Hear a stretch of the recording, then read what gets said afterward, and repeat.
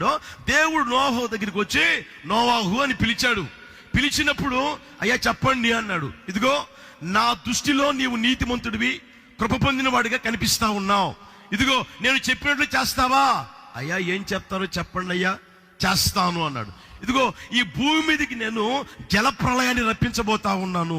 ఈ భూమి అంతా నాశనం అయిపోబోతా ఉంది, జనులు కూడా నాశనం అయిపోబోతా ఉన్నారు. అందులో నుంచి నిన్ను రక్షించాలని, నీ మాట విన్నవాన్ని రక్షించాలని నేనేం చేస్తున్నాను అంటే ఒక ఓడను సిద్ధపరుచుకో, ఒక ఓడను కట్టుకో. అవి ఎలా కట్టుకోమంటావు? పొడవింత, వెడల్పు ఇంత, ఎత్తింత. ఎలా కట్టాలయ్యా?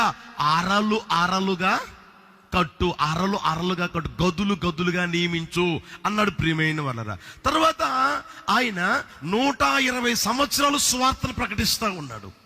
పగలంతానేమో చితిసారకు మ్రాను తీసుకొచ్చి ఏమండి ఆ ఓడను సిద్ధపరుచుకుంటా 120 సంవత్సరాలు సువార్తను ప్రకటిస్తే నమ్మిన వారు లేరు, అపహసించిన వారు ఎక్కువ మంది, హేళన చేసిన వారు ఎక్కువ మంది. అరే ఇంతవరకు ఆకాశానికి మబ్బే కమ్మల, ప్రచండమైన వర్షం ఎలా వస్తుంది అని ఎగతాళి చేసిన వారే. అయితే దేవుడు చూడండి ప్రియమైన వాళ్ళరా, ఎప్పుడైతే నోవాహు చెప్పాడో, నోవాహు చెప్పిన వెంటనే నోవాహుతో ఎవరైతే అక్కడికి పోయారో వాళ్ళందరూ లోపలికి పంపించిన తర్వాత దేవుడు తలుపు వేశాడు. ఆ తర్వాత వర్షం ప్రారంభమైంది. వర్షం ప్రారంభమైందో ప్రచండంగా కురిస్తే భూమి అంతా నాశనం అయిపోయింది, జనులంతా నాశనం అయిపోయారు.